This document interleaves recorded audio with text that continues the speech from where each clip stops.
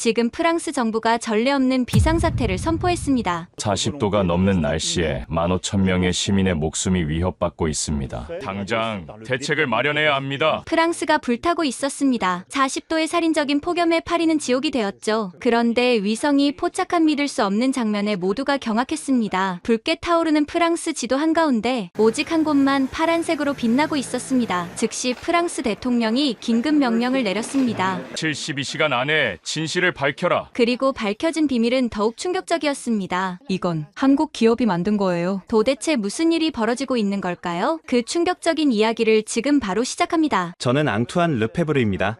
EU 기후재난대응센터에서 17년째 근무하고 있는 수석 분석관이죠.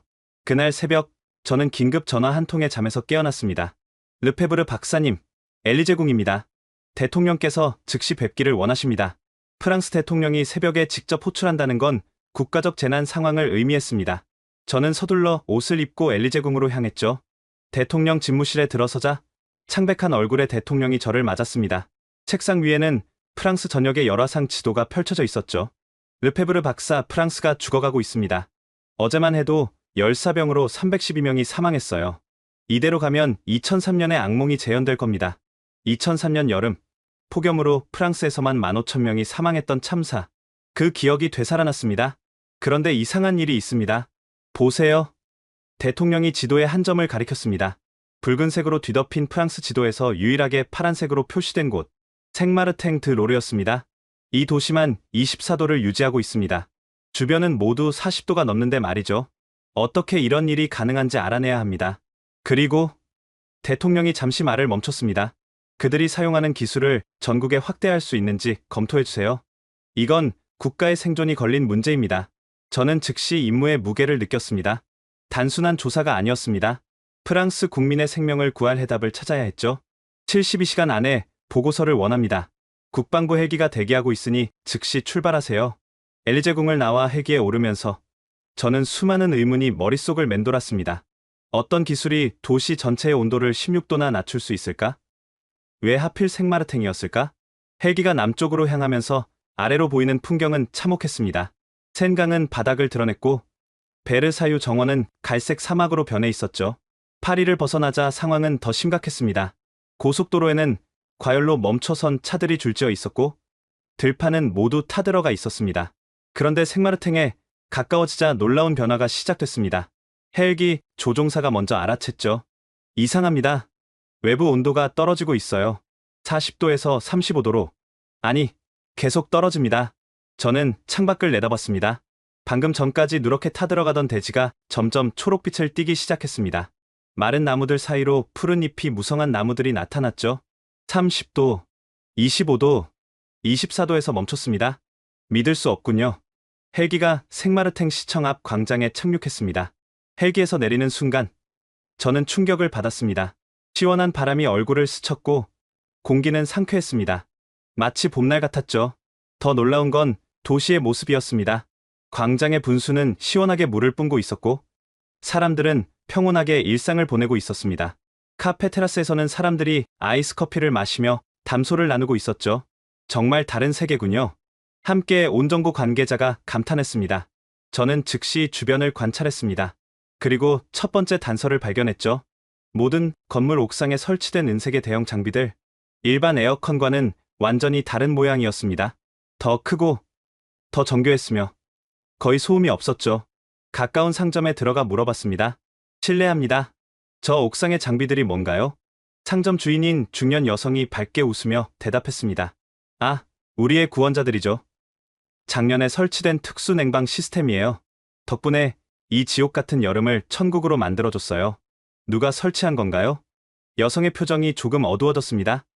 그건 시청에서 알아서 한 거라 자세히는 몰라요. 다만 외국 기술이라고 들었어요. 처음엔 다들 반대했죠. 프랑스 기술이 아니라고. 하지만 지금은 그녀가 창밖을 가리켰습니다. 보세요. 우리만 살아있잖아요. 저는 시청으로 향했습니다. 대통령의 명령을 받은 특사로서 시장을 만나 진실을 파헤쳐야 했습니다. 하지만 시청 건물에 가까워질수록 이상한 긴장감이 느껴졌습니다. 입구에는 경비가 삼엄했고 직원들의 표정은 경직되어 있었죠. 무언가를 숨기고 있다는 느낌이 강하게 들었습니다. 그리고 그 비밀은 프랑스의 운명을 바꿀 수도 있는 것이었습니다. 시청 로비에 들어서자 차가운 공기가 저를 맞았습니다. 에어컨이 아닌 자연스러운 시원함이었죠. 대리석 바닥은 광택이 났고 높은 천장에서는 은은한 조명이 내려왔습니다. 접수대 직원에게 신분증을 보여주며 말했습니다. EU 기후재난대응센터의 앙투안 르페브르입니다. 대통령 특명으로 왔습니다. 시장님을 뵙고 싶습니다. 직원의 얼굴이 순간 굳어졌습니다.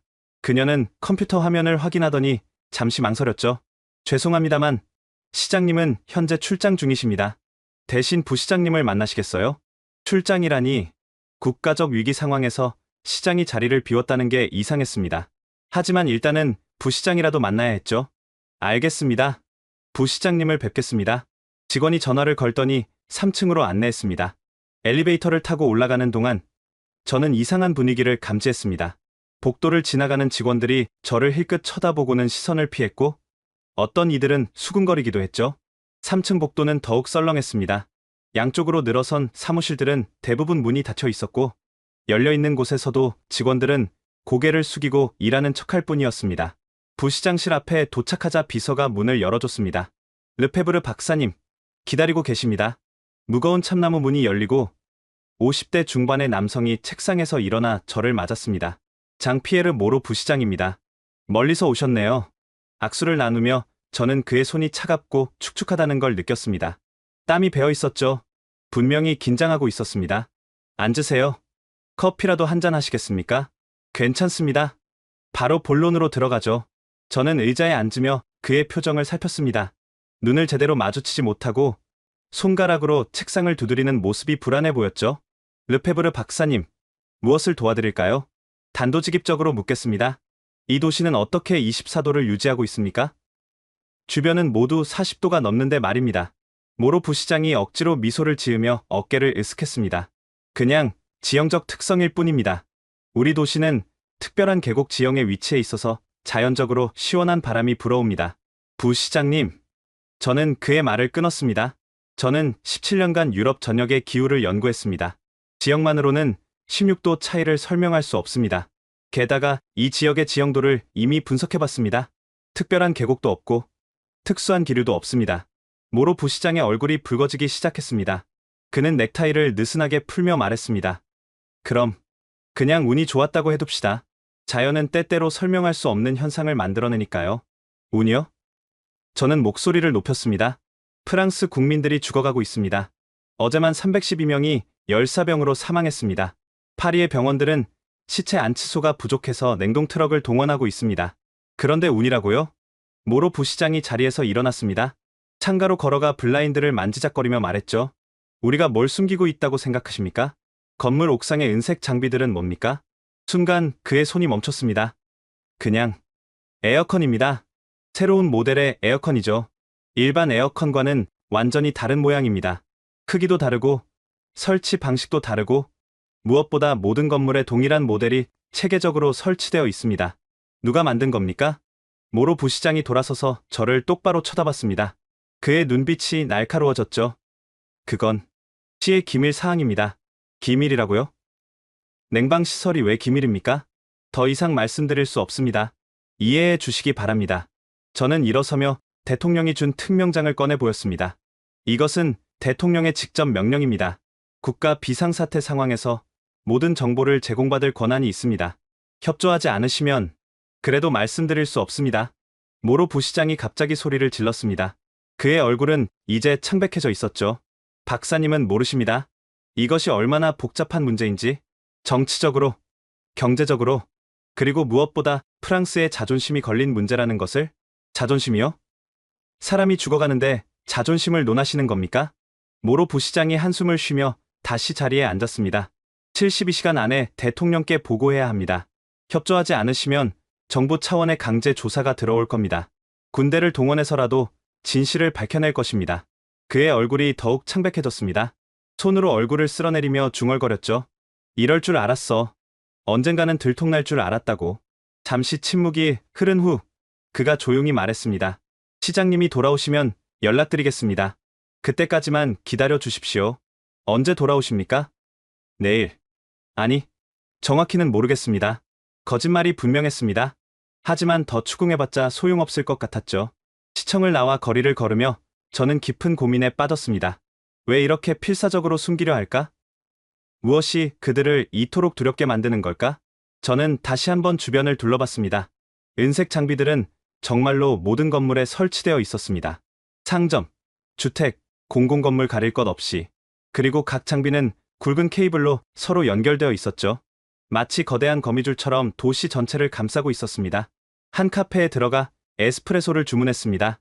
창가 자리에 앉아 밖을 바라보며 생각에 잠겼죠. 프랑스의 운명이 이 작은 도시의 비밀에 달려있다는 생각에 막막했습니다. 그때 옆 테이블에서 들려온 대화가 제 귀를 사로잡았습니다. 두 명의 중년 여성이 나지막이 대화를 나누고 있었죠. 그래도 우리는 정말 운이 좋아. 다른 도시들은 지옥이라던데. 맞아. 마르세유에 사는 내 언니는 낮에는 아예 밖에 나가지도 못한대. 근데 언제까지 이게 지속될까? 중국인들이 또 뭔가 시도한다는 소문이 있던데. 중국? 저는 귀를 더 기울였습니다. 쉿, 조심해. 그런 얘기 함부로 하면 안 돼. 벽에도 귀가 있다고 하잖아. 두 사람은 주변을 살피더니 조용히 자리를 떴습니다. 중국이 무슨 관련이 있다는 걸까? 점점 미스터리는 깊어져만 갔습니다. 저녁이 되자 저는 호텔로 돌아왔습니다. 프론트에서 메시지가 있다고 했죠. 발신인 없는 메모였습니다. 내일 오전 10시, 9시까지 성당 앞 카페 라 프로방스. 혼자 오세요. 다음날 아침, 저는 일찍 일어나 구시가지로 향했습니다. 생마르탱의 구시가지는 중세시대의 모습을 그대로 간직한 아름다운 곳이었죠. 좁은 돌길이 미로처럼 얽혀있고 오래된 석조 건물들이 늘어서 있었습니다. 아침 9시, 거리는 이미 활기를 띠고 있었습니다. 빵집에서는 갓 구운 크루아상 냄새가 났고 꽃집 주인은 가게 앞에 화분들을 내놓고 있었죠. 다른 도시들이 폭염으로 죽어가고 있을 때 이곳만은 평화로운 일상이 계속되고 있었습니다. 성당 앞 광장에 도착했을 때는 9시 40분이었습니다. 일부러 일찍 온 것이었죠. 주변을 살피고 싶었습니다. 13세기에 지어진 생마르탱 성당은 웅장했습니다. 고딕 양식의 첨탑이 하늘을 찌를 듯 솟아있었고 정교한 조각들이 새겨진 정문은 예술품 그 자체였죠. 하지만 제 눈을 끈 것은 성당 지붕에도 설치된 은색 장비들이었습니다. 종교시설에까지 설치되어 있다니. 카페 라 프로방스는 광장 한쪽 구석에 자리 잡고 있었습니다. 전형적인 프랑스 남부의 카페였죠. 테라스에는 이미 몇몇 손님들이 앉아 신문을 읽거나 커피를 마시고 있었습니다. 저는 안으로 들어가 구석 자리를 택했습니다. 벽에는 오래된 흑백 사진들이 걸려 있었고 나무 테이블은 세월의 흔적이 묻어 있었죠. 에스프레소를 주문하고 기다렸습니다. 10시 정각 한 여성이 카페로 들어왔습니다. 30대 초반으로 보이는 그녀는 검은색 선글라스를 쓰고 있었고 긴장한 기색이 역력했죠. 주변을 둘러보다가 제 쪽으로 걸어왔습니다. 르페브르 박사님이시죠? 네, 맞습니다. 그녀는 재빨리 제 맞은편에 앉았습니다. 선글라스를 벗자 피곤해 보이는 얼굴이 드러났죠. 죄송해요. 조심해야 해서요. 저를 쫓는 사람들이 있을지도 모르거든요. 당신은 누구입니까? 이름은 중요하지 않아요. 저는 2년 전까지 시청에서 일했던 사람입니다. 환경정책과에서요.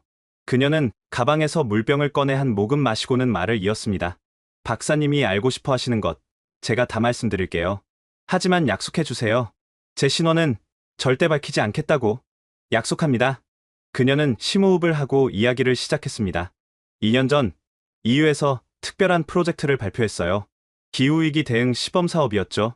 각 나라에서 한 도시씩 선정해서 혁신적인 냉각 기술을 테스트하는 거였어요. 그런 사업이 있었다니 전혀 몰랐는데요. 극비 프로젝트였거든요. 대중에게 공개되지 않았어요. 실패할 경우를 대비해서죠. 웨이터가 그녀의 주문을 받으러 왔습니다. 카푸치노를 주문한 후 그녀는 다시 말을 이었습니다. 프랑스에서는 생마르탱이 선정됐어요. 중소도시면서도 충분한 인구가 있고 무엇보다 시장이 적극적이었거든요. 현재 시장 말입니까? 아니요. 전임 시장이었어요. 미셸 뒤부아라는 분이었죠. 정말 진보적인 분이었어요. 환경 문제에 특히 관심이 많았고요. 그녀가 커피를 한 모금 마시고 계속했습니다. 입찰에는 여러 기업이 참여했어요. 프랑스의 알스톰, 독일의 지멘스, 미국의 제너럴 일렉트릭, 일본의 미쓰비시. 쟁쟁한 기업들이었죠. 그런데요. 마지막에 한국의 삼성이 참여했어요. 솔직히 처음엔 아무도 주목하지 않았어요. 냉각 시스템 분야에서 삼성이 뭐가 특별하겠어 했죠? 그녀의 눈빛이 변했습니다. 그때를 회상하는 듯했죠. 평가위원회가 열렸을 때 우리는 충격을 받았어요. 다른 기업들이 개별 건물 냉방에 초점을 맞춘 반면 삼성은 완전히 다른 접근을 했거든요. 어떤 접근이었나요? 도시를 하나의 살아있는 유기체로 봤어요. 건물 하나하나가 아니라 도시 전체의 열 흐름을 분석하고 제어하는 통합 시스템을 제안했죠. 인공지능이 실시간으로 모든 것을 관리하는. 그녀가 잠시 말을 멈추고 주변을 살폈습니다. 그리고 가장 충격적인 건 조건이었어요. 조건이요? 삼성은 모든 설치 비용을 자체 부담하겠다고 했어요. 10년간 무상으로 유지보수까지. 대신 단 하나만 요구했죠. 실증 데이터 무료로 설치한다고요? 그게 말이 됩니까? 그녀가 씁쓸하게 웃었습니다. 저희도 처음엔 함정이 있을 거라고 생각했어요. 하지만 아니었어요. 그들은 진짜로 기후위기 시대의 새로운 표준을 만들고 싶어 했어요. 수익보다 인류의 미래를 생각한다고. 믿기 어렵네요. 평가위원회에 참석했던 삼성 대표가 했던 말이 아직도 기억나요? 우리에게는 기술이 있고 여러분에게는 그것이 필요합니다. 돈은 나중 문제입니다. 지금은 사람을 살리는 게 먼저입니다. 라고 말했습니다. 카페 문이 열리고 새로운 손님들이 들어왔습니다. 그녀는 본능적으로 몸을 움츠렸다가 다시 편안해졌죠. 결과는 어땠나요? 당연히 반대가 심했죠. 특히 프랑스 정부에서요.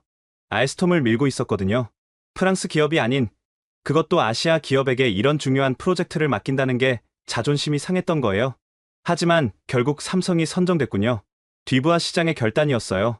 그는 시민들의 생명이 국가의 자존심보다 중요하다고 주장했죠. 시의회를 설득하고 반대파들과 싸우고 정말 힘든 과정이었어요. 그녀가 가방에서 낡은 신문 스크랩을 꺼냈습니다. 이걸 보세요. 당시 지역 신문이에요.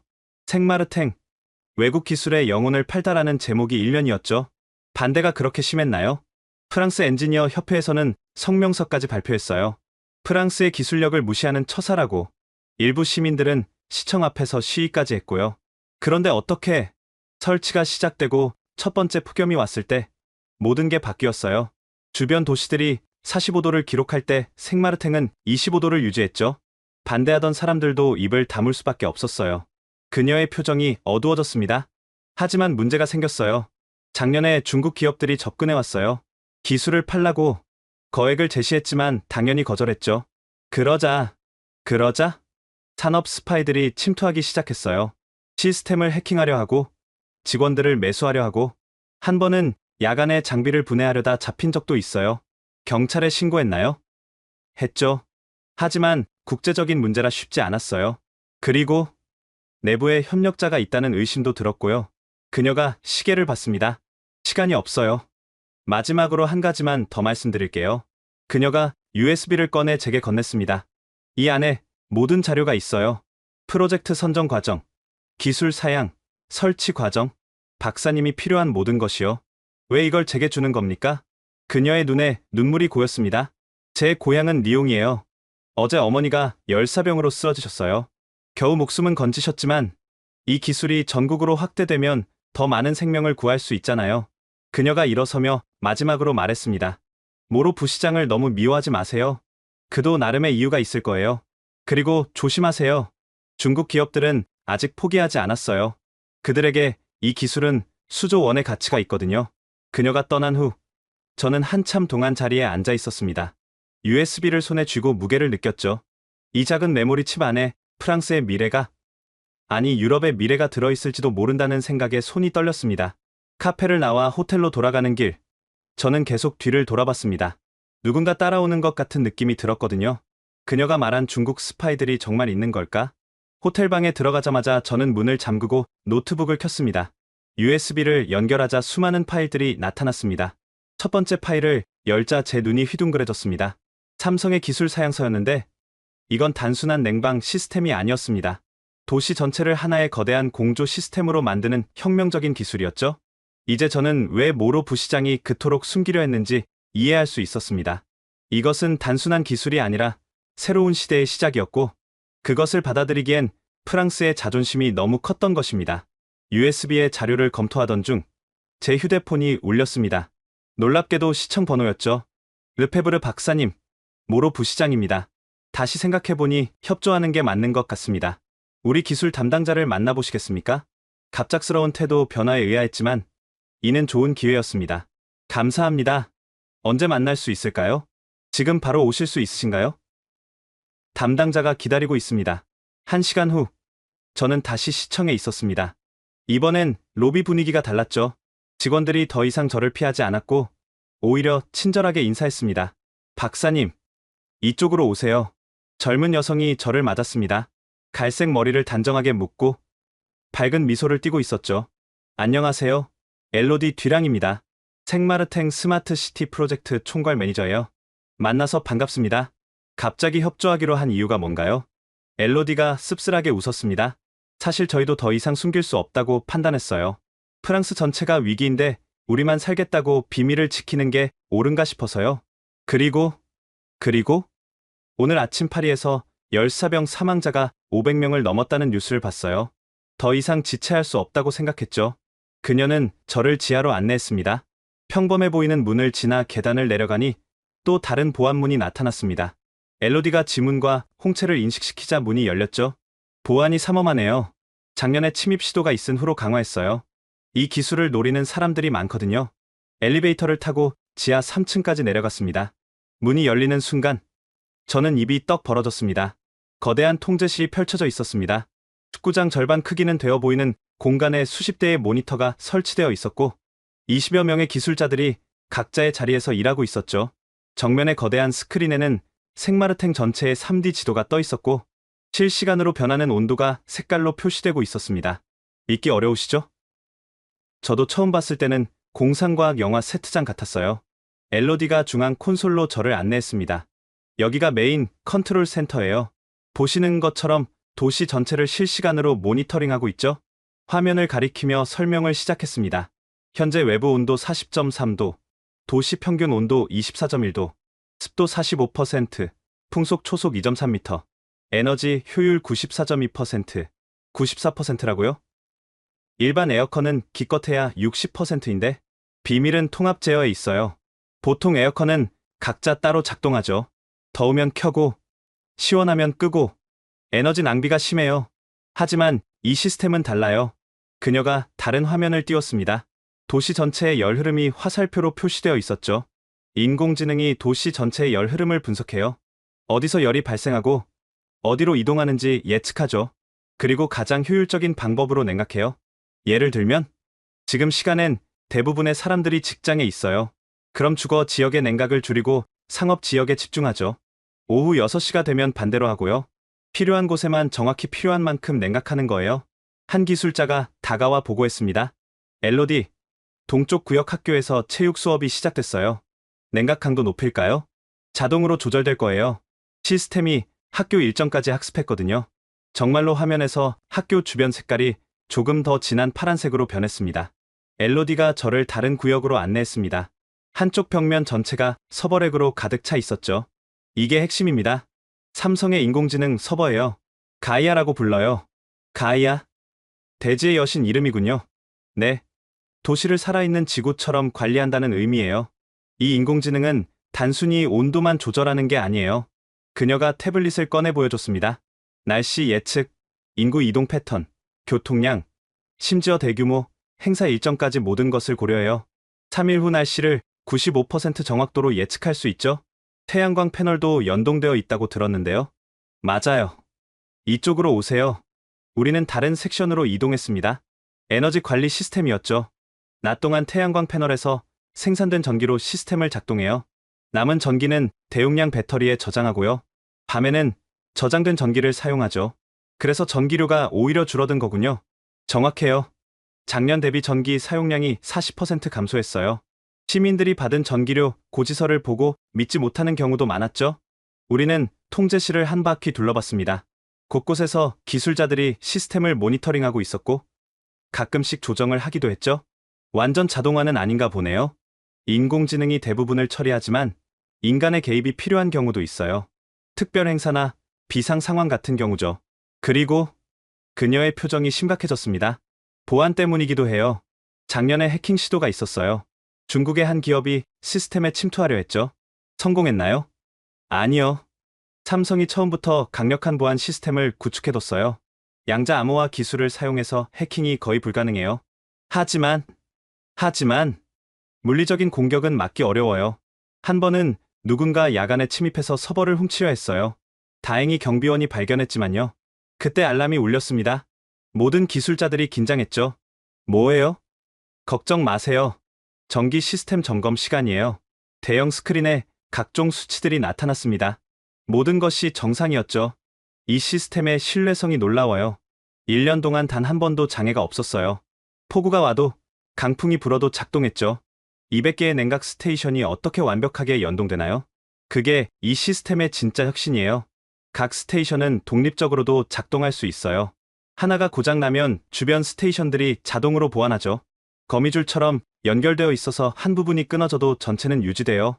우리는 모니터링 룸으로 이동했습니다. 한쪽 벽에는 도시 곳곳에 폐쇄회로 TV 화면이 떠 있었죠. 시민들의 반응은 어떤가요? 처음엔 반발이 있었어요. 외국 기술이라고? 감시당하는 것 같다고. 하지만 첫 폭염이 지나고 나서는 완전히 바뀌었죠. 화면 속 사람들은 평화로워 보였습니다. 공원에서 운동하는 사람들, 카페에서 대화하는 사람들, 자전거를 타는 아이들. 작년 여름과 비교하면 천지 차이예요. 상점들도 문을 닫지 않고 관광객도 돌아왔고 무엇보다 병원이 한가해졌죠. 의료 데이터도 있나요? 물론이죠. 그녀가 파일을 열어 보여줬습니다. 열사병 환자 98% 감소, 탈수 증상 95% 감소, 심혈관 질환 응급실 방문 87% 감소. 이게 숫자로 본 기적이에요. 저는 데이터를 보며 계산했습니다. 만약 이 시스템을 파리에 적용한다면 마르세유에, 리옹에 전국 확대가 가능할까요? 엘로디가 진지하게 대답했습니다. 기술적으로는 전혀 문제 없어요. 삼성 측도 준비가 되어 있고요. 문제는 정치적 결정이군요. 맞아요. 프랑스 정부가 자존심을 버릴 수 있느냐의 문제죠. 그때 한 기술자가 다가왔습니다.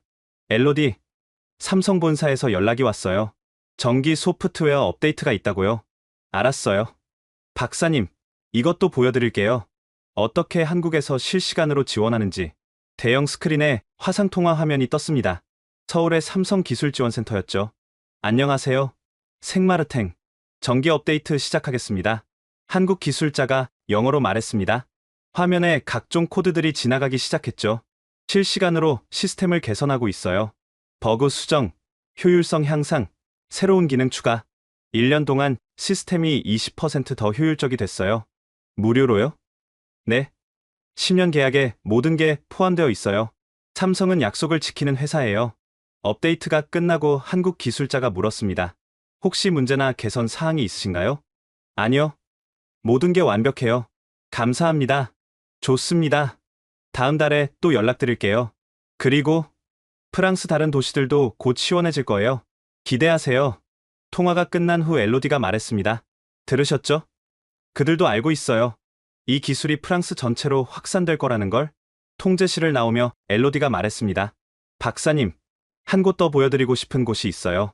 이 기술이 정말로 사람들의 삶을 어떻게 바꿨는지 직접 보셔야 해요. 우리는 지상으로 올라왔습니다. 햇빛이 눈부셨지만 공기는 여전히 시원했죠. 가시죠. 제가 가장 좋아하는 장소예요. 엘로디는 저를 도시 중심가의 큰 광장으로 안내했습니다. 빅토르 위고 광장이라는 이름의 이곳은 생마르탱의 심장부였죠. 오후 3시, 한낮에 가장 더운 시간인데도 광장은 활기가 넘쳤습니다. 작년 이맘때는 이 광장이 완전히 텅 비어 있었어요. 40도가 넘는 열기에 아무도 밖에 나오지 못했죠. 상점들은 문을 닫았고 분수는 물 부족으로 멈춰 있었어요. 지금의 광장은 완전히 달랐습니다. 중앙의 대형 분수에서는 시원한 물줄기가 솟아오르고 있었고 주변에는 노천시장이 열려 있었죠. 상인들이 신선한 과일과 채소를 팔고 있었고 사람들은 여유롭게 쇼핑을 즐기고 있었습니다. 믿기 어려우시죠? 프랑스 남부의 한여름에 노천시장이 열리고 있다니. 한과일 가판대 앞에서 발걸음을 멈췄습니다. 60대로 보이는 남성이 탐스러운 복숭아를 진열하고 있었죠. 피에르 아저씨, 오늘도 장사가 잘 되시나요? 오, 엘로디. 그럼 아주 잘 되지. 작년엔 이 시간에 가게 문을 닫았는데 말이야. 피에르가 저를 보고 물었습니다. 이분은? EU에서 오신 전문가예요. 우리 도시의 변화를 조사하러 오셨어요. 피에르의 얼굴에 환한 미소가 번졌습니다. 아, 그럼 제 얘기를 들어보셔야겠네요. 저는 3대째 이 자리에서 장사를 하고 있습니다. 할아버지 때부터요. 그는 잠시 먼 곳을 바라보며 회상했습니다. 작년 여름은 정말 끔찍했어요. 40도가 넘는 날이 계속됐죠. 과일들은 트럭에서 내리자마자 상했고 손님들은 더위를 피해 대형마트로 갔어요.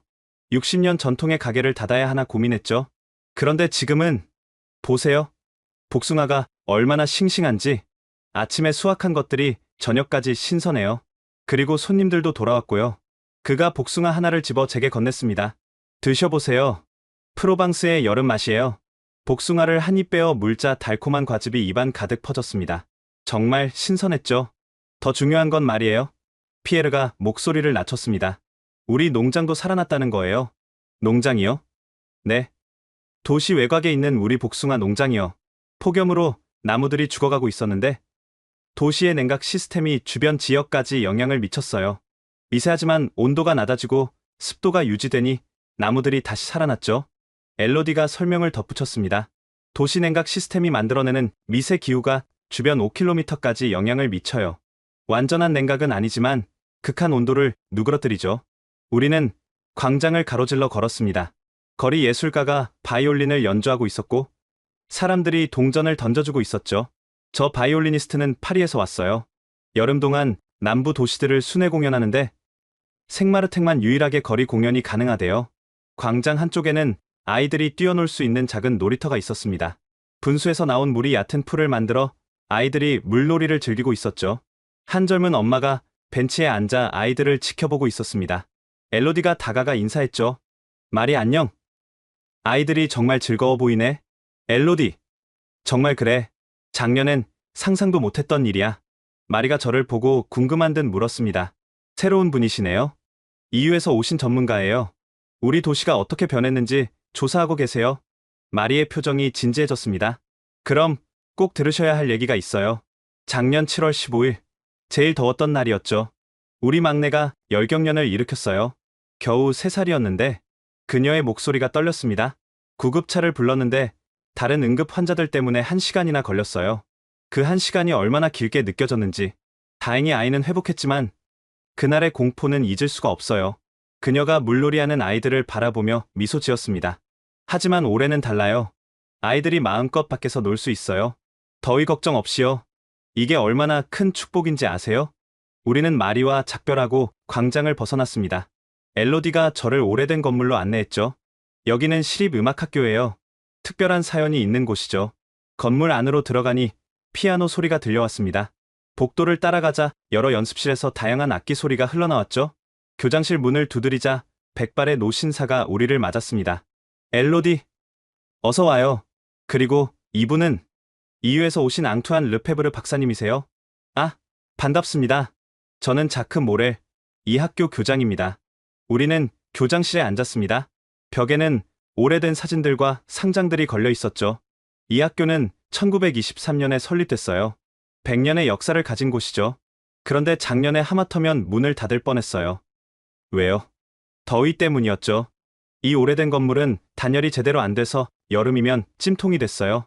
에어컨을 설치하려 했지만 비용이 너무 많이 들었고 학생들이 하나둘 그만뒀어요.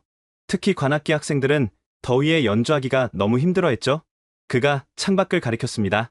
건물 옥상에 설치된 은색 장비가 보였죠. 그런데 이 시스템이 설치되고 모든 게 바뀌었어요. 전기료 걱정 없이 시원한 환경에서 연습할 수 있게 됐죠. 학생들이 돌아왔고 새로운 학생들도 왔어요. 몇 명이나 되나요? 작년엔 45명까지 줄었는데 지금은 120명이에요. 역대 최고 인원이죠. 그때 밖에서 합주 소리가 들려왔습니다. 모렐 교장이 일어서며 말했습니다. 잠깐 구경하시겠어요? 학생들이 여름 음악제를 준비하고 있어요. 우리는 대강당으로 이동했습니다. 30명 정도의 학생들이 오케스트라를 구성해 연습하고 있었죠. 브람스 교향곡 1번이에요. 예전엔 여름에 이런 대규모 합주는 불가능했죠. 너무 더워서 집중할 수가 없었거든요. 지휘자가 잠시 연습을 멈추고 우리를 보더니 학생들에게 말했습니다. 잠깐 쉬었다 하자. 손님들이 오셨으니 여름의 노래를 들려드릴까? 학생들이 자리를 다시 잡았습니다. 그리고 경쾌한 멜로디가 흘러나오기 시작했죠. 비발디의 사계 중 여름을 현대적으로 편곡한 곡이었습니다. 연주를 들으며 저는 깊은 감동을 느꼈습니다. 이 아이들이 마음껏 음악을 할 수 있는 것, 그것이 바로 이 기술이 가져다 준 선물이었죠. 음악학교를 나와 우리는 마지막 목적지로 향했습니다. 도시 외곽의 한 언덕이었죠. 여기서 도시 전체를 볼 수 있어요. 언덕 정상에 서자 생마르탱 전경이 한눈에 들어왔습니다. 붉은 지붕들 사이로 보이는 은색 장비들, 곳곳에서 올라오는 물안개, 그리고 푸른 하늘. 저 멀리 보이는 게 라벤더 밭이에요. 작년엔 절반이 말라 죽었는데 올해는 다시 보라색 물결을 이루고 있죠. 엘로디가 감격스러운 목소리로 말했습니다. 이 모든 게 1년 만에 일어난 일이에요. 단순히 시원해진 게 아니라 도시가 다시 살아난 거예요. 경제가 살아나고, 문화가 살아나고, 무엇보다 희망이 살아났죠. 해가 서쪽으로 기울고 있었습니다. 하지만 여전히 도시는 시원했고, 사람들은 거리를 거닐고 있었죠. 박사님, 이제 아시겠어요? 이건 단순한 냉방 기술이 아니에요. 이건 삶을 되돌려주는 기술이에요. 저는 고개를 끄덕였습니다. 정말로 이해했습니다.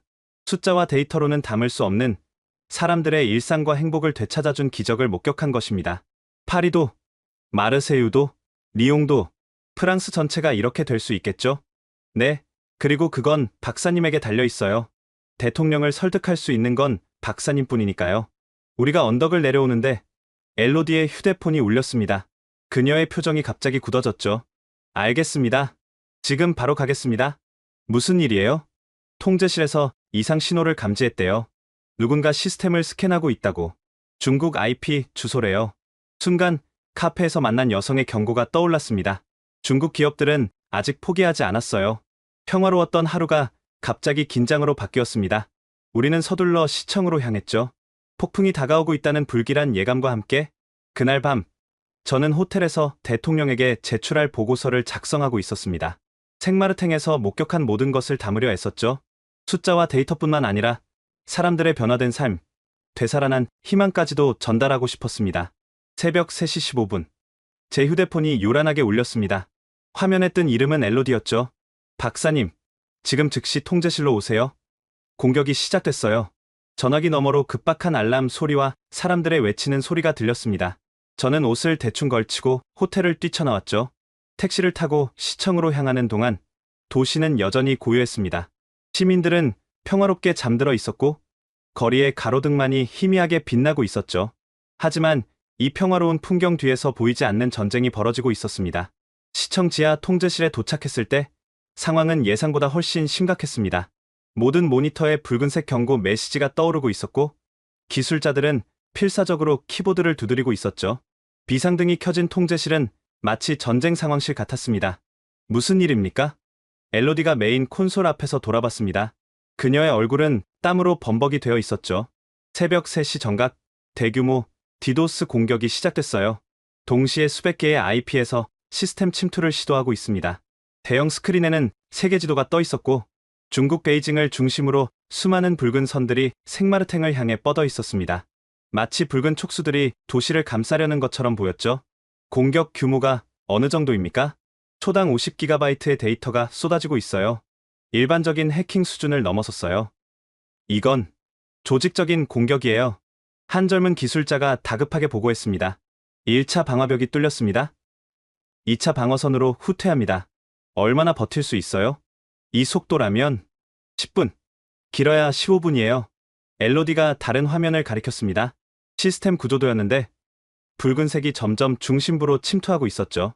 그들이 노리는 건 핵심 소스 코드예요. 인공지능 알고리즘과 통합 제어 프로토콜. 그걸 훔치면 복제가 가능하겠죠. 네. 그리고 우리보다 더 싸게 시장에 내놓을 거예요. 삼성의 10년간 연구가 한순간에 도둑맞는 거죠. 갑자기 또 다른 알람이 울렸습니다. 2차 방어선도 뚫렸습니다. 그런데 이상해요. 공격 패턴이 우리 시스템을 너무 잘 알고 있어요. 모로 부시장이 헐레벌떡 뛰어들어왔습니다. 잠옷 위에 재킷만 걸친 모습이었죠. 대체 무슨 일이야? 중국의 대규모 해킹 공격입니다. 시스템 전체가 위험해요. 부시장의 얼굴이 창백해졌습니다. 막을 수 있나? 엘로디가 고개를 저었습니다. 이대로면 20분 안에 핵심 서버가 무력화됩니다.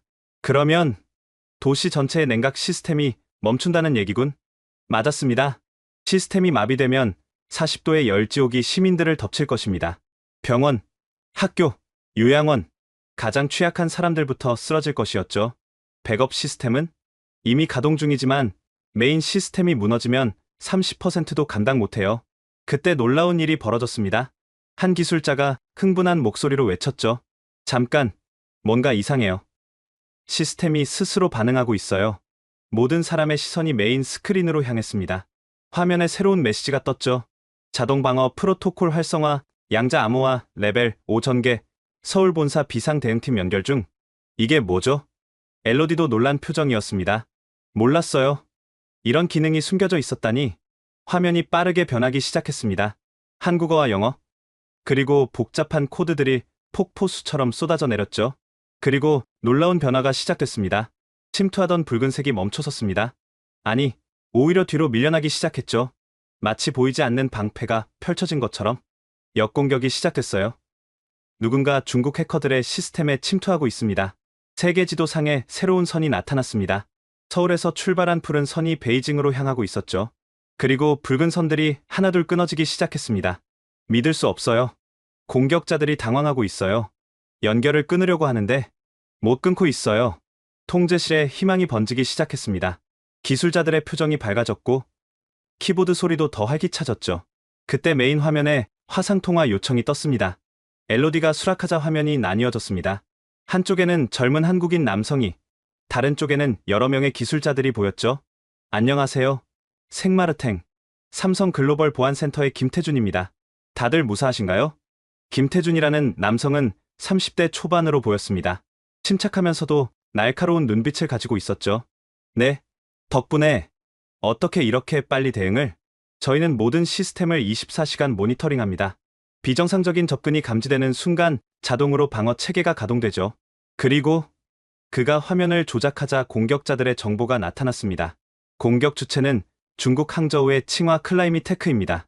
작년부터 우리 기술을 노리고 있던 기업이죠. 그들의 쿨링 드래곤 프로젝트는 실패했고 이제는 도둑질로 방향을 바꾼 겁니다. 그들이 뭘 훔치려 했나요? 핵심 인공지능 알고리즘과 통합 제어 코드요. 하지만 김태준이 미소를 지었습니다. 우리가 왜 양자 암호화를 사용하는지 아십니까? 설령 코드를 훔쳐도 양자 키 없이는 쓸모가 없어요. 그리고 그 키는 어디에 있나요? 존재하지 않습니다. 실시간으로 생성되고 소멸하거든요. 해킹이 불가능한 이유죠.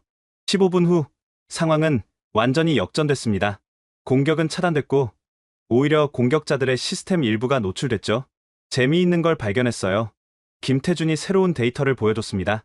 칭화테크의 서버에서 흘러나온 내부 문서예요.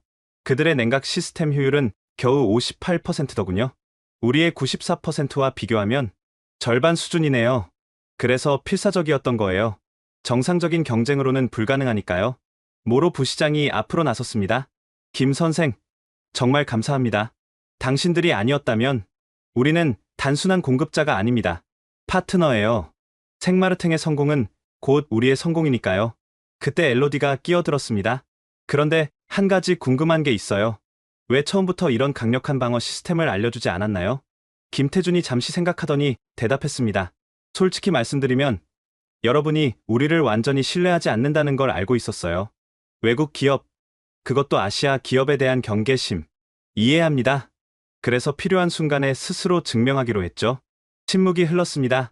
프랑스인들의 자존심과 감사하는 마음이 복잡하게 얽혀 있었죠. 하지만 이번 공격으로 한 가지는 분명해졌어요. 김태준이 진지하게 말했습니다. 이 기술을 노리는 세력들이 포기하지 않을 거라는 것. 중국뿐만 아니라 다른 나라들도 마찬가지일 겁니다. 그래서 우리는 결정했습니다. 이 기술을 더 많은 도시에 더 빠르게 보급하기로. 독점하려는 자들이 나타나기 전에 인류 공동의 자산으로 만들겠다는 거죠. 새벽 5시 시스템은 완전히 정상화됐습니다.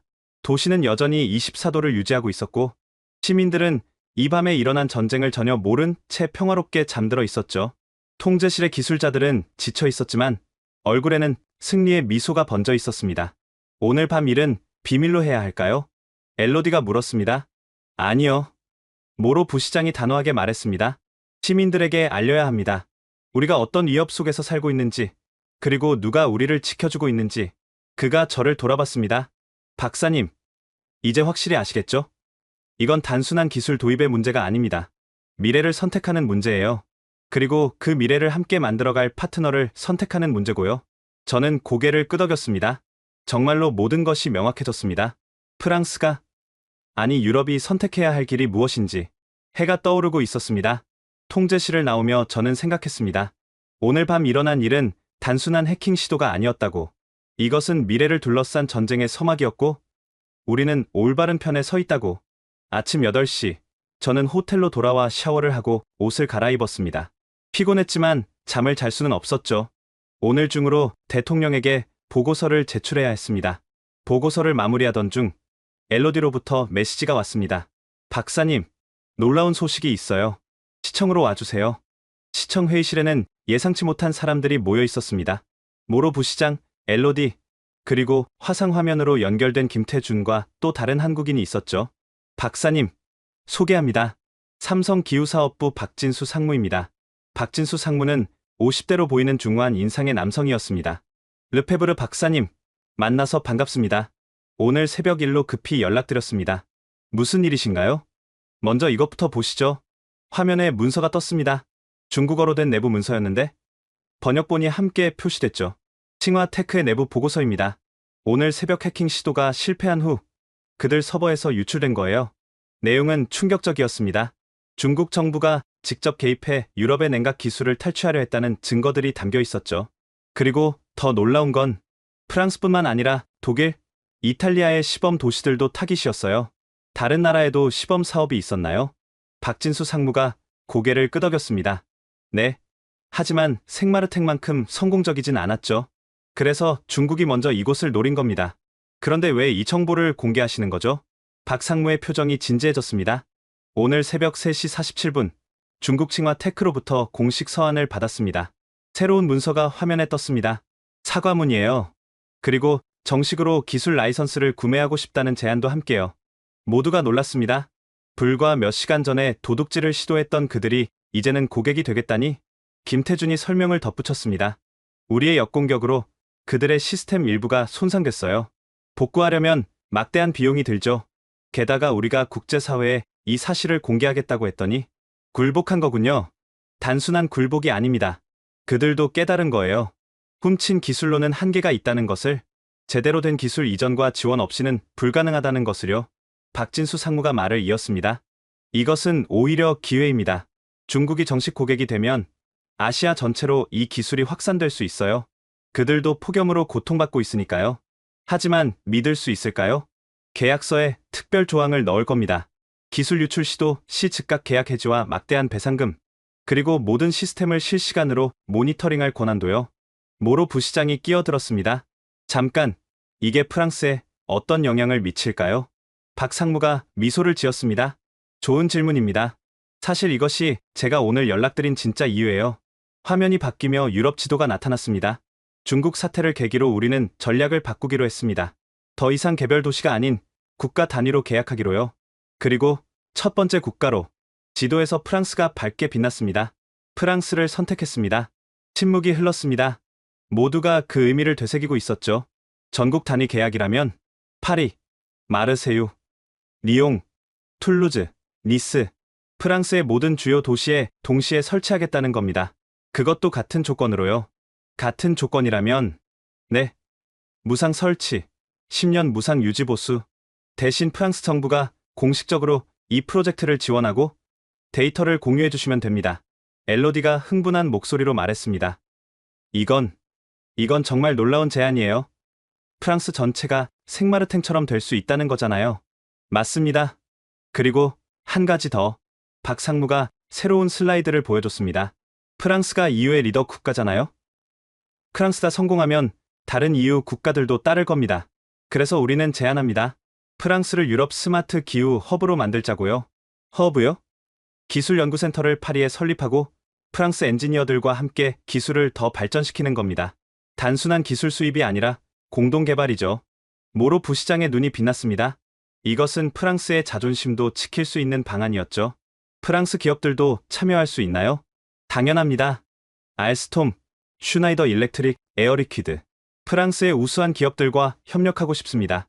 우리가 가진 핵심 기술과 프랑스의 제조 역량이 만나면 시너지가 클 거예요. 저는 이제 완전히 이해했습니다. 삼성은 단순히 기술을 파는 게 아니었습니다. 새로운 시대의 동반자가 되겠다는 제안이었죠.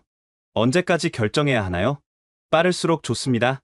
여름이 끝나기 전에 설치를 시작하면 내년 여름엔 프랑스 전체가 시원해질 수 있어요. 회의가 끝난 후 저는 곧바로 파리로 출발했습니다. 가방에는 완성된 보고서와 함께 삼성의 새로운 제안서가 들어있었죠. 기차 안에서 저는 창밖을 바라봤습니다. 메마른 대지, 타들어가는 포도밭, 텅 빈 마을들. 하지만 이제 희망이 보였습니다. 내년 이맘때면 이 모든 풍경이 바뀔 거라는 희망이. 파리 리옹역에 도착했을 때는 오후 3시였습니다. 역사 밖으로 나오자 숨막히는 열기가 저를 덮쳤죠. 40도의 파리. 샹젤리제는 텅 비어 있었고 센 강변의 노숙자들은 다리 밑 그늘에 웅크리고 있었습니다. 엘리제궁으로 향하는 택시 안에서 운전사가 말했습니다. 이대로면 파리가 죽을 거예요. 관광객도 없고 가게들도 문을 닫고 언제쯤 끝날까요? 곧 끝날 겁니다. 제가 확신에 찬 목소리로 대답하자 운전사가 백미러로 저를 쳐다봤습니다. 정말요? 네. 곧 파리도 시원해질 거예요. 약속합니다. 운전사는 반신반의하는 표정이었지만 제 목소리에서 뭔가를 느꼈는지 고개를 끄덕였죠. 엘리제궁에 도착했을 때 저는 깊게 숨을 들이쉬었습니다. 이제 프랑스의 운명을 바꿀 보고가 시작될 것입니다. 그리고 그 선택은 전 유럽으로, 아니 전 세계로 퍼져나갈 것입니다. 문득 김태준이 했던 말이 떠올랐습니다. 우리는 단순한 공급자가 아닙니다. 파트너예요. 맞습니다. 이제 새로운 시대의 파트너십이 시작되려 하고 있었습니다.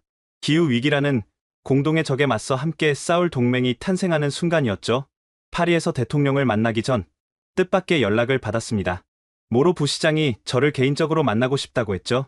생마르탱으로 돌아가 그를 만난 곳은 시청이 아닌 구시가지의 작은 와인바였습니다. 르카브 드 생마르탱이라는 이름의 이 와인바는 300년 된 지하 저장고를 개조한 곳이었습니다. 돌로 된 아치형 천장과 오크통들이 고풍스러운 분위기를 자아냈죠. 에어컨이 없었지만 지하 특유의 서늘함과 새로운 냉각 시스템 덕분에 쾌적했습니다. 모로 부시장은 구석 테이블에 앉아 있었습니다. 평소의 딱딱한 모습과 달리 편안한 차림이었죠. 제가 다가가자 그는 일어서서 악수를 청했습니다. 박사님, 와주셔서 감사합니다. 앉으세요. 뭘 드시겠습니까? 부시장님과 같은 걸로 주세요. 그는 웨이터에게 코트 디 론 와인 2잔을 주문했습니다. 와인이 오는 동안 우리는 잠시 침묵 속에 앉아 있었죠. 먼저 입을 연 것은 부시장이었습니다. 박사님, 제가 왜 처음에 그토록 반대했는지 아십니까? 프랑스의 자존심 때문이라고 생각했습니다만, 모로 부시장이 씁쓸하게 웃었습니다. 그것도 있었죠. 하지만 진짜 이유는 따로 있어요. 그는 와인잔을 들어 향을 맡고는 한 모금 마셨습니다. 그리고 먼 곳을 바라보며 말을 이었죠.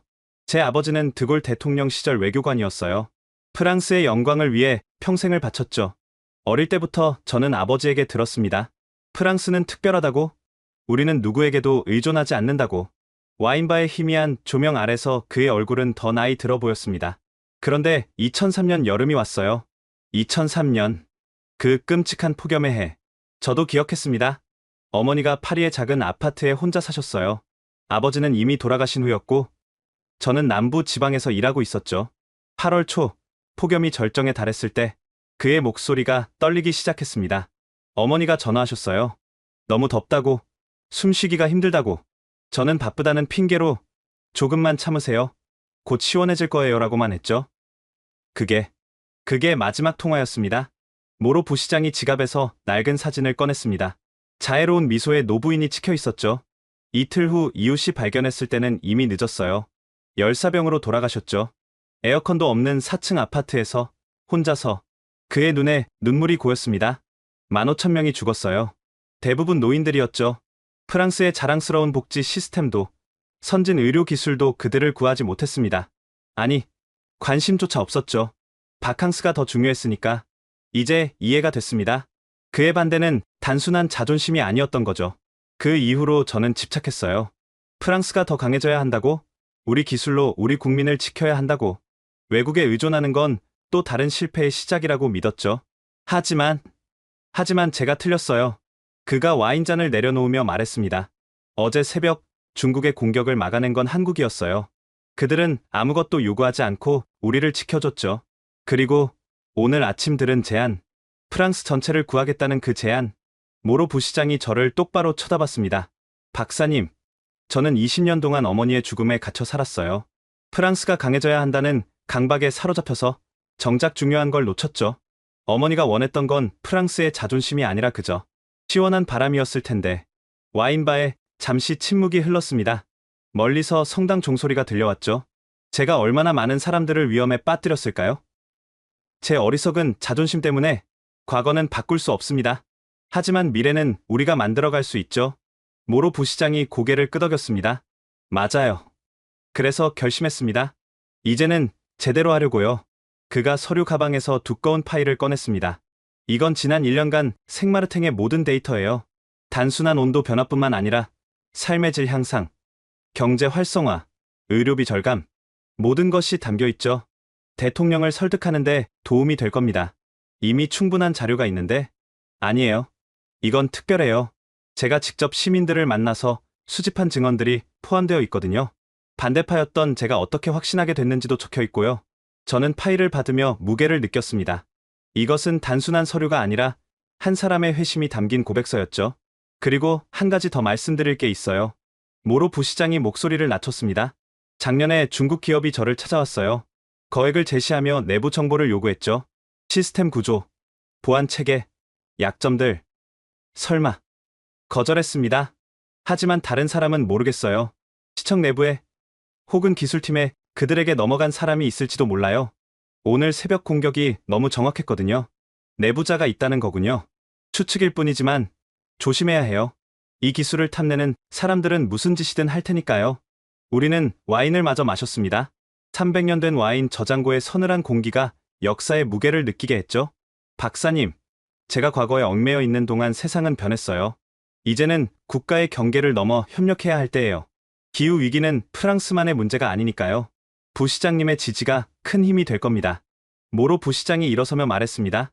파리에 가시면 대통령께 전해주세요. 생마르탱은, 아니 제가 전폭적으로 지지한다고. 그리고 그가 잠시 멈췄다가 이어서 말했습니다. 어머니 같은 분들이 더 이상 나오지 않도록 우리가 올바른 선택을 해야 한다고요. 와인바를 나오며 저는 모로 부시장과 악수를 나눴습니다. 그의 손은 이제 따뜻하고 힘이 있었죠. 감사합니다. 부시장님. 제가 감사하죠. 박사님 덕분에 깨달았으니까요. 진정한 힘은 혼자서 강해지는 게 아니라 함께 강해지는 거라는 걸. 생마르탱 역으로 향하는 길. 저는 도시를 다시 한번 둘러봤습니다. 석양에 물든거리는 평화로웠고 사람들은 여유롭게 저녁 산책을 즐기고 있었죠. 광장에서는 아이들이 분수 주변에서 놀고 있었고 카페에서는 사람들이 와인을 마시며 대화를 나누고 있었습니다. 이 모든 일상이 가능한 것은 한국의 기술 덕분이었죠. 하지만 이제 저는 알고 있었습니다. 진짜 기적은 기술이 아니라 사람들의 마음이 바뀌는 것이라는 걸. 모로 부시장처럼 과거의 상처와 편견을 넘어서는 용기. 그것이 진정한 변화의 시작이라는 걸. 기차역에 도착했을 때 플랫폼에는 많은 사람들이 있었습니다. 파리로 가는 기차를 기다리는 사람들이었죠. 그들의 얼굴에는 희망이 보였습니다. 곧 파리도, 프랑스 전체도 생마르탱처럼 될 거라는 희망. 기차에 올라타며 저는 가방 속의 서류들을 다시 한번 확인했습니다. 기술 보고서, 시민들의 증언, 삼성의 제안서, 그리고 모로 부시장의 파일. 이 모든 것이 합쳐져 프랑스의 미래를 바꿀 것입니다. 창밖으로 생마르탱이 멀어져 갔습니다. 은색 장비들이 석양빛에 반짝이고 있었죠. 저 작은 장비들이 만들어낸 기적이 이제 프랑스 전체로, 유럽 전체로 퍼져나갈 것입니다. 그리고 그 중심에는 사람이 있었습니다. 기술을 만든 사람, 기술을 선택한 사람, 그리고 무엇보다 서로를 신뢰하기로 한 사람들이. 파리로 향하는 고속철도 안에서 저는 최종 보고서를 다시 한번 검토했습니다. 생마르탱의 기적을 단순한 수치가 아닌 살아있는 이야기로 전달하려 했었죠. 기차가 파리에 가까워질수록 창밖 풍경은 더욱 황량해졌습니다. 마른 세느강, 갈색으로 변한 들판, 텅 빈 고속도로. 프랑스의 심장부가 죽어가고 있었습니다. 리옹역에 도착했을 때는 저녁 7시였지만 여전히 37도를 넘는 열기가 도시를 짓누르고 있었습니다. 역사를 나오자 충격적인 광경이 펼쳐졌죠. 파리의 상징인 가로수들이 모두 잎을 떨어뜨리고 앙상한 가지만 남아 있었습니다. 엘리제궁으로 가는 길. 택시 운전사가 한숨을 쉬며 말했습니다. 파리가 이렇게 된 걸 보셨나요? 루브르도, 오르세도 다 문을 닫았어요. 관광객은 90% 줄었고 내일부터는 물 배급제가 시작된대요. 정말 심각하네요. 작년보다 더 나빠졌어요. 이번 주에만 노트르담 근처에서 3명이 쓰러졌어요. 우리 프랑스가 이렇게 무력할 줄은. 엘리제궁에 도착하자 삼엄한 경비가 저를 맞았습니다. 신분 확인을 거쳐 대통령 집무실로 안내됐죠. 놀랍게도 집무실에는 대통령뿐만 아니라 총리, 주요 강요들, 그리고 독일, 이탈리아, 스페인 대사들까지 모여 있었습니다. 대통령이 지친 얼굴로 저를 맞았습니다. 르페브르 박사, 기다리고 있었습니다. 오늘 아침 생마르탱에서 일어난 일을 보고받았습니다. 중국의 해킹 시도와 한국의 대응, 정말 극적이었다고 들었습니다. 네, 대통령님, 직접 목격했습니다. 앉으세요. 그리고 모든 것을 들려주세요. 프랑스의 미래가 달린 일입니다. 저는 준비한 자료를 펼치며 설명을 시작했습니다. 생마르탱의 1년간 변화, 시민들의 증언, 기술적 우수성, 그리고 오늘 아침의 사건까지. 특히 주목할 점은 에너지 효율성입니다. 94%라는 경이적인 수치를 달성했고, 오히려 전기료는 40% 감소했습니다. 재무부 장관이 손을 들었습니다. 비용은 어떻습니까? 프랑스 전체로 확대하려면 삼성은 동일한 조건을 제시했습니다. 전액 무상 설치, 10년간 무상 유지 보수. 그들이 원하는 것은 오직 실증 데이터. 환경부 장관이 끼어들었습니다. 믿기 어렵군요. 기업이 이익을 포기한다니. 이익을 포기하는 게 아닙니다. 더 큰 미래를 보는 거죠. 삼성의 박진수 상무는 이렇게 말했습니다. 기후 위기 시대의 표준을 만드는 것. 그것이 진정한 이익이라고 독일 대사가 발언했습니다. 독일도 주시하고 있습니다. 베를린은 이미 42도를 기록했고, 라인강은 역사상 최저 수위입니다. 프랑스가 성공한다면 우리도 따를 겁니다. 이탈리아 대사가 이어받았습니다. 로마의 콜로세움이 열 손상으로 균열이 생기고 있습니다. 더 이상 기다릴 수 없어요. 하지만 일부 강요들은 여전히 신중했습니다. 외국 기술에 전적으로 의존하는 것은 위험합니다. 국방부 장관이 우려를 표했습니다. 오늘 아침 중국의 해킹 시도를 보지 않았습니까? 안보 위협이 될 수 있습니다. 하지만 그 공격을 막은 것도 삼성이었습니다. 저는 반박했습니다. 그들은 처음부터 강력한 보안 체계를 구축했고 24시간 모니터링하고 있습니다. 오히려 우리보다 더 철저하게 지키고 있어요. 총리가 신중하게 말했습니다. 정치적 부담도 고려해야 합니다. 야당은 이것을 국가 주권 포기라고 공격할 겁니다. 특히 내년 선거를 앞두고 순간 대통령이 자리에서 일어났습니다. 창밖으로 타들어가는 파리를 바라보며 낮은 목소리로 말했죠. 여러분, 창밖을 보십시오. 모두가 창가로 시선을 돌렸습니다. 석양에 물든 파리는 아름다웠지만 텅 빈 거리와 메마른 공원이 도시의 죽음을 보여주고 있었죠. 에펠탑이 보입니까? 작년부터 열팽창으로 구조물에 문제가 생겨 관람을 중단했습니다. 생강은 바닥을 드러냈고 노트르담은 복구 공사를 중단했습니다. 왜? 노동자들이 더위에 쓰러져서입니다. 대통령의 목소리에 감정이 실렸습니다. 2003년을 기억하십니까? 15,000명이 죽었습니다. 우리는 다시는 그런 일이 없을 거라고 자만했죠. 하지만 보십시오. 역사가 반복되고 있습니다. 아니, 더 나빠지고 있습니다. 그가 강요들을 둘러봤습니다. 자존심입니까? 생명입니까? 정치입니까? 국민입니까? 저는 결정했습니다. 대통령이 책상으로 돌아와 서류에 서명하기 시작했습니다. 프랑스는 한국 삼성과 전면적 기후 협력 협정을 체결할 것입니다. 파리부터 시작해서 전국 50개 도시에 동시 설치를 시작하겠습니다. 강요들 사이에서 술렁임이 일었지만 대통령은 계속했습니다. 그리고 EU 정상회의를 긴급 소집하겠습니다. 이것은 프랑스만의 문제가 아니라 유럽 전체의 생존 문제니까요. 그때 보좌관이 급히 들어왔습니다. 대통령님, EU 의장이 화상 통화를 요청했습니다.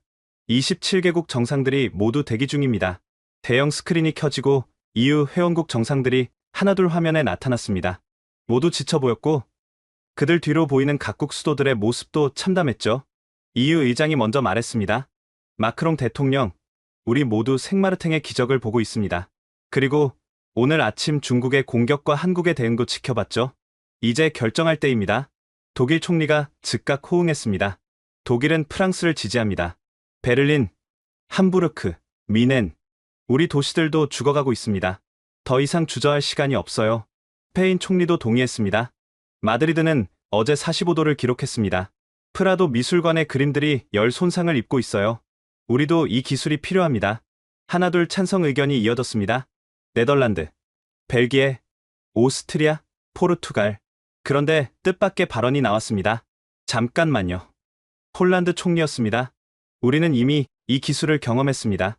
크라쿠프에서 1년 전부터 사용하고 있죠. 그리고 말씀드릴 수 있습니다. 이것은 기적입니다. 화면에 크라쿠프의 현재 모습이 나타났습니다. 푸른 하늘 아래 활기찬 도시의 모습이었죠. 작년 대비 사망률 제로, 경제 성장률 15%, 관광객 300% 증가. 이것이 숫자로 본 변화입니다. 하지만 진짜 변화는 사람들이 다시 웃는다는 겁니다. 감동적인 침묵이 흘렀습니다. 마침내 EU 의장이 선언했습니다. 표결하겠습니다. EU 차원에서 한국 삼성과 전면 협력 협정을 체결하는 안. 찬성하는 국가는 하나둘 손이 올라갔습니다. 프랑스, 독일, 이탈리아, 스페인. 27개국 만장일치입니다. 박수가 터져 나왔습니다. 역사적인 순간이었죠. EU 의장이 계속했습니다. 투자 규모는 250억 유로. 하지만 삼성이 대부분을 부담한다니 실제 EU 부담은 훨씬 적을 것입니다. 이것은 투자가 아니라 구원입니다. 대통령이 저를 돌아봤습니다. 르페브르 박사, 당신이 해냈습니다. 프랑스뿐만 아니라 유럽 전체를 구한 거예요. 아닙니다. 대통령님, 진짜 영웅은 따로 있습니다. 저는 모로 부시장의 파일을 꺼냈습니다. 생마르탱의 부시장이 보낸 겁니다. 가장 강력한 반대자였던 그가 어떻게 확신하게 됐는지 적혀있죠? 그리고 이런 말을 전해달라고 했습니다. 진정한 힘은 혼자서 강해지는 게 아니라 함께 강해지는 거지라고. 대통령이 파일을 받아 읽기 시작했습니다. 그의 눈가가 촉촉해졌죠. 2003년. 저도 기억합니다. 우리의 실패를. 그리고 이제 우리에게 두 번째 기회가 왔군요. 회의가 끝난 후 대통령은 즉시 대국민 담화를 준비했습니다. 저녁 8시 프랑스 전국의 대통령의 목소리가 울려 퍼졌습니다. 친애하는 국민 여러분, 오늘 우리는 역사적인 결정을 내렸습니다. 프랑스 전역에 혁신적인 냉각 시스템을 도입하기로 했습니다. 방송을 지켜보던 프랑스 국민들의 반응은 폭발적이었습니다. 소셜미디어는 환영과 감사의 메시지로 가득 찼죠. 드디어 이제 살 수 있다. 파리가 다시 파리가 될 수 있어. 우리 아이들이 밖에서 놀 수 있게 됐어요. 한국의 감사를, 삼성의 감사를. 그날 밤 저는 엘리제궁 근처 호텔에서 창밖을 바라봤습니다. 여전히 더운 파리의 밤이었지만 이제 희망이 보였습니다. 내일부터 설치팀이 도착할 것입니다. 한국과 프랑스 기술자들이 함께 일할 것입니다. 그리고 몇 달 후면 파리도 생마르탱처럼 시원해질 것입니다. 문득 삼성 박진수 상무의 말이 떠올랐습니다. 우리는 단순한 공급자가 아닙니다. 미래를 함께 만들어가는 파트너입니다. 맞습니다. 오늘 프랑스와 한국은, 아니 유럽과 한국은 진정한 파트너가 되었습니다.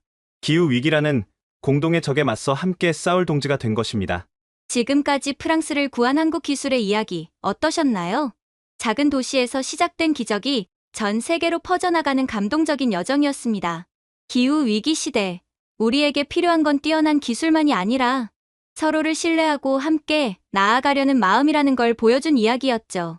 이 이야기가 감동이 되었다면 구독과 좋아요를 눌러주세요. 그리고 더 나은 미래를 위한 희망과 영감을 더 많은 분들과 나누기 위해 이 영상을 공유해주세요. 여러분의 작은 나눔이 큰 변화의 시작이 됩니다. 다음에도 더 놀라운 이야기로 찾아뵙겠습니다. 지금까지 원더풀 해외 사연이었습니다. 감사합니다.